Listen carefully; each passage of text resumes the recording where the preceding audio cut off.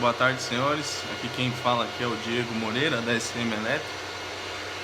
Hoje eu vou apresentar para vocês aqui um reparo aqui no PowerFlex 753, onde esse inversor ele apresentava falha na saída, né?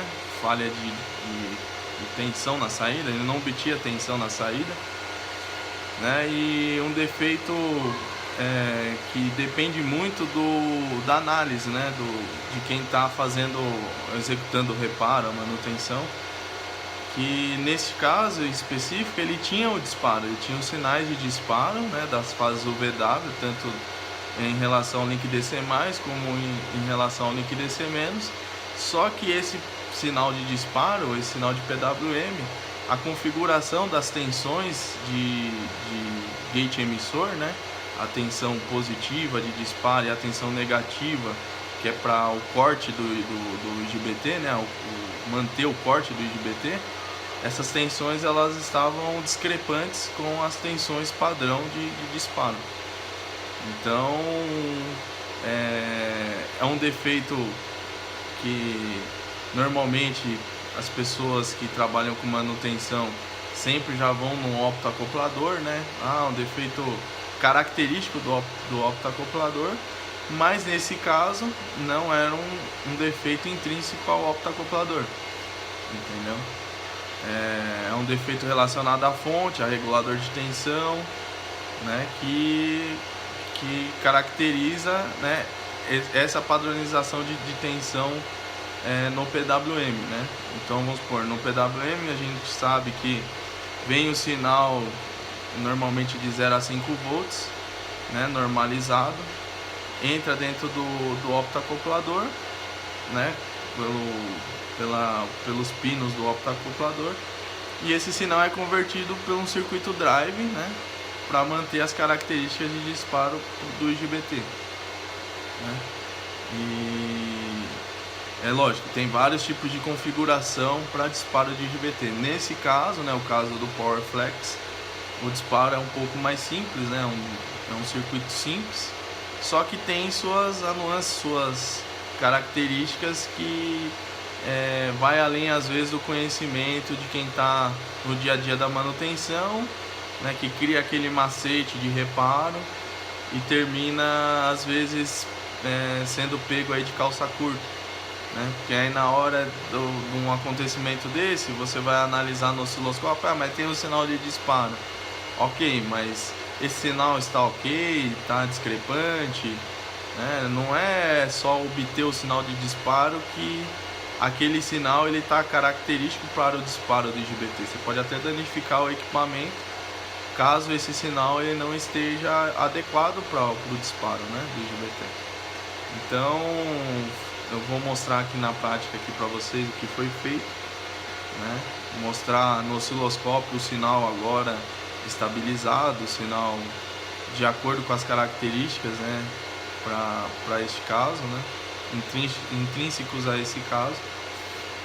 E uma dica, né, uma dica de reparo aí para quem é da área, para quem tem aí já alguns anos de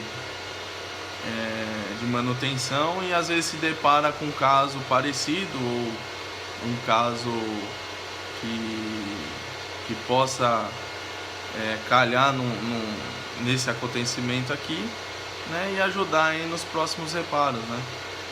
Querendo ou não, é uma experiência nova aí que eu tô passando. Acho que muita gente já deve ter passado por essa experiência, mas eu resolvi gravar esse vídeo aqui, né? Espero gravar outros vídeos também com relação à reparação de equipamentos industriais, né, para ajudar aí os profissionais aí na área, beleza?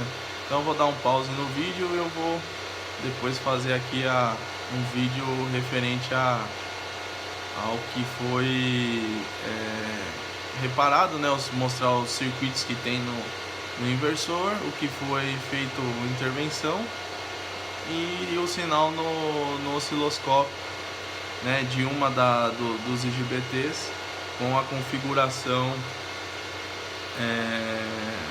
configuração correta de trabalho, né? A configuração de trabalho, né, do equipamento, ok? Muito obrigado aí, pessoal. Bom, pessoal, continuando com o vídeo aqui, então temos aqui a parte de potência do inversor PowerFlex 753. Esse é um inversor de 20 HP. Então, só para fazer um overview na placa aqui, né? Então temos aqui o circuito fonte, que é responsável pela alimentação da placa de controle, a alimentação da parte do circuito de disparo, circuito de supervisão, né? Então aqui eu tenho várias fontes, né? Várias tensões, tensão de 24 volts, mais 15 volts, 5 volts, né? Que são tensões responsáveis para o funcionamento do inversor de frequência. Aí aqui esses capacitores de maior dimensão, né, são capacitores um pouco mais parrudos, são capacitores do link DC, né, que são responsáveis aí pela formação do banco, né, o banco intermediário, né, onde ele fica entre o retificador na entrada, né, e o circuito inversor, que seria a saída para o motor de indução. Aqui temos o circuito de pré-carga, né?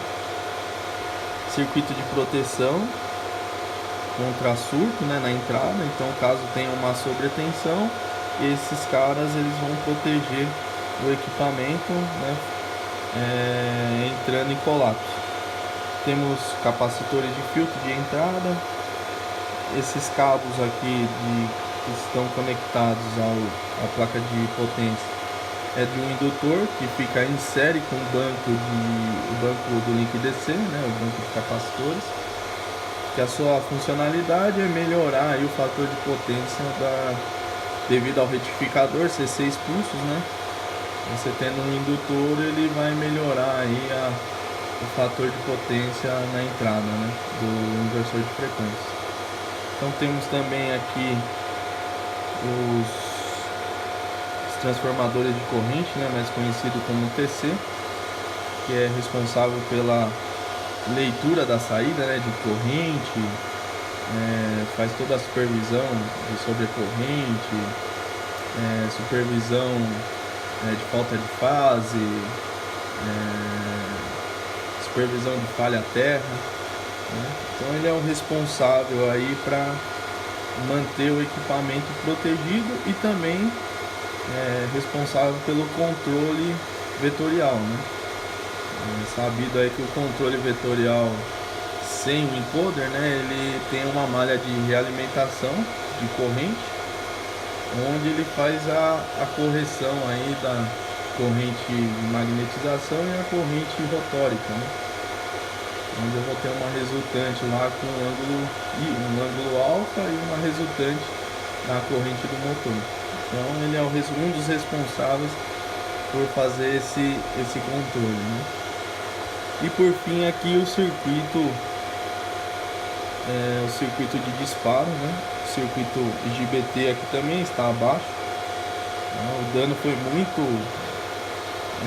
severo nessa placa, né? Fazendo com que rompesse trilha, ilha, né? Então foi feita uma intervenção para salvar esse equipamento, né? Porque normalmente via fabricante esse equipamento aqui seria condenado, ou eles normalmente trocam a placa de potência, né? Às vezes inviabilizando o reparo do equipamento. Então foi feito aqui seria o circuito, né, o circuito de disparo, né, das fases UVW negativo, UVW positivo, e ali um dos disparos, né, um dos ópticos ali é para o disparo da frenagem dinâmica, né, ou a frenagem reostática, né, como normalmente é conhecido aí no dia a dia. E abaixo aqui está o módulo IGBT, um encapsulamento que é composto com já a ponte retificadora, né? Então ele é composto pela fonte retificadora, tem um termistor, né, que seria para sensoriamento da temperatura, né? O trabalho do IGBT é muito importante essa supervisão de temperatura, né? E também é composto pelo circuito inversor, né, no mesmo encapsulamento. Hoje é comum encontrar esses encapsulamentos com todo o circuito, né, o circuito de potência no mesmo invólucro, né? Então basicamente é isso aqui o circuito. Agora eu vou mostrar para vocês o sinal PWM aqui da fase W. Então esse é o sinal PWM da fase W. Eu estou trabalhando aqui com 10 Hz na saída, né? Apenas para efeito de supervisão aqui de osciloscópio. Então aqui eu estou na escala de X10, né, na minha ponteira. Então eu tenho 10 volts por divisão. E se vocês podem ver o sinal aqui, acho que está um pouco deslocado. Deixa eu só ajustar aqui. Então vocês podem ver que eu tenho 10 volts negativo, né, dando PWM, e 15 volts, 16 volts. Aqui está dando quase 18 volts, né, na tensão positiva, né? Então tensão negativa corta o IGBT, tensão positiva, né, ele entra em condução ou saturação, né, trabalhando como chave, né? Então essa configuração seria a configuração para essa topologia, né, de PowerFlex 753. Tem alguns PowerFlex que trabalham com a tensão negativa de menos 5 volts, né? São para frames menores.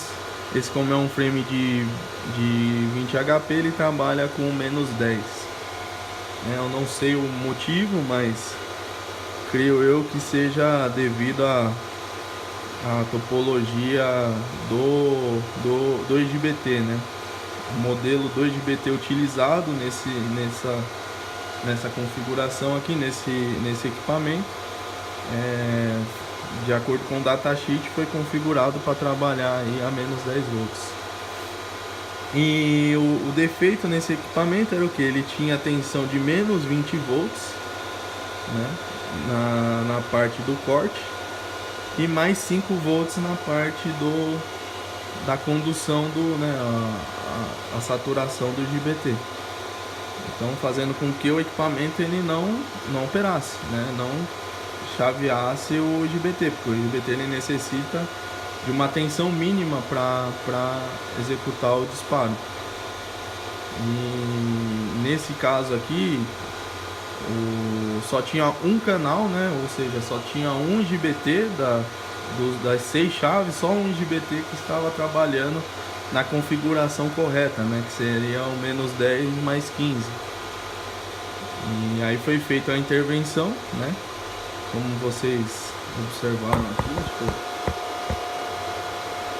foi feito a intervenção no circuito de disparo, né? Foi feita a troca preventiva dos ópticos acopladores, né? Devido a ser executado um reparo. Normalmente a gente faz algumas trocas preventivas, né? Para evitar aí um colapso do circuito integrado, né? Porque já tem uso, já tem uma certa fadiga, então normalmente a gente faz algumas trocas, né, preventivas. E foi feito também a intervenção no circuito de regulador de tensão, né? E também aí o circuito aí de circuito fonte, né? Que na verdade ele vem um sinal da fonte principal, um sinal de 24 volts.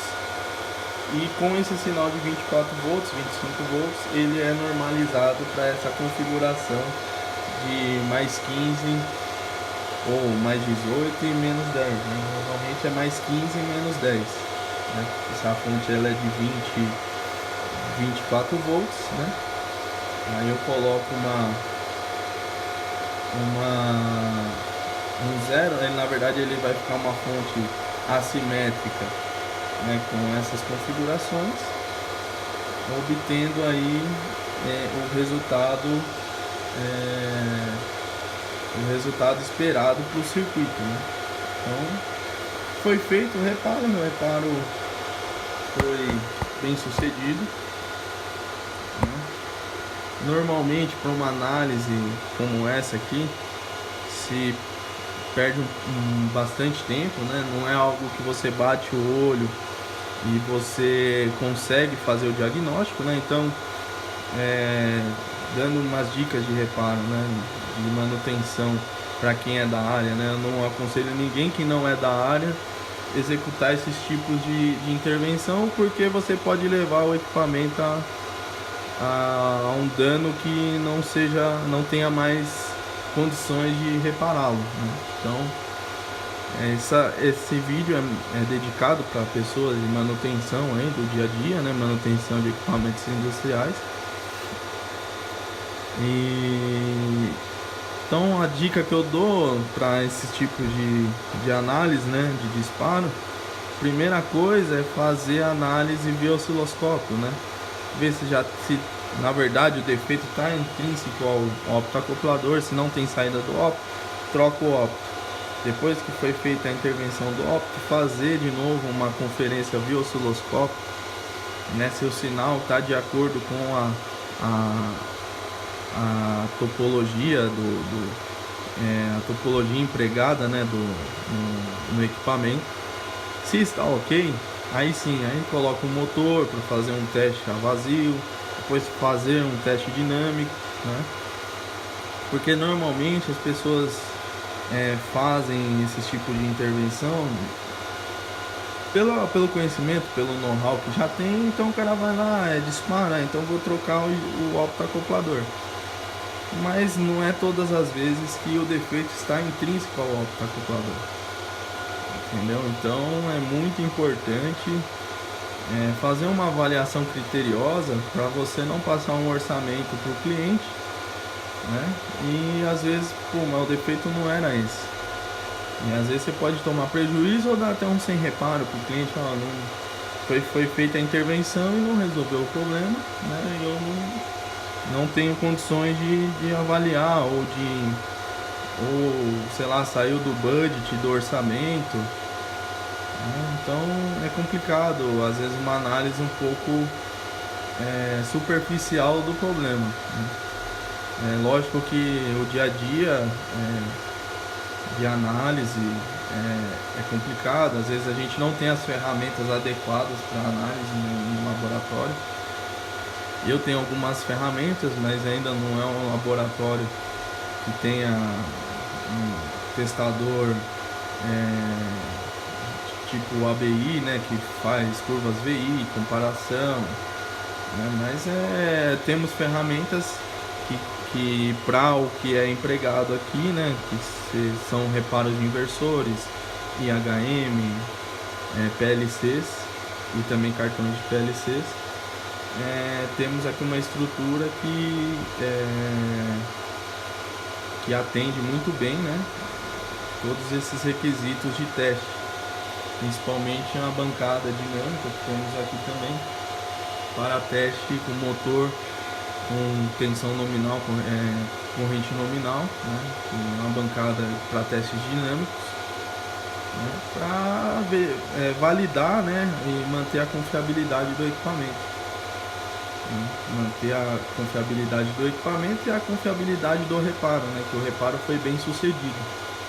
Então aqui nessa etapa aqui na bancada, né, eu tenho um variac, né, um variac trifase, onde aqui eu só estou fazendo alguns testes via osciloscópio ainda, né, depois eu vou partir para um teste com um motor de baixo valor, né, um motor aí de 1 HP, para verificar se não há discrepância nas fases, se tem algum erro de leitura de corrente, para depois a gente fazer um teste dinâmico, onde fica algumas horas de teste, né? Normalmente 5, 6 horas de teste, e assim a gente entrega o equipamento para o cliente com uma confiabilidade e uma qualidade no reparo, né?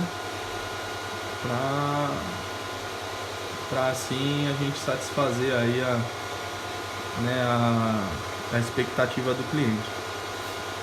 Beleza, pessoal? Então o vídeo era mais ou menos passar essas dicas aí de reparo, né, no equipamento que é muito bom, né, equipamento da Allen Brothers, equipamento robusto, um equipamento de valor agregado bem bacana, e espero ter ajudado vocês aí. Se gostou do vídeo, dá um joinha no vídeo. Se também puder aí, clica no sininho, inscreve no canal, porque nos próximas semanas aí vai ter vídeo novo, né? Vou começar a publicar alguns vídeos aí de forma semanal ou quinzenal, né, com dicas aí para o nosso dia a dia de manutenção. Ok, pessoal? Um abraço aí e tenha aí um ótimo final de semana.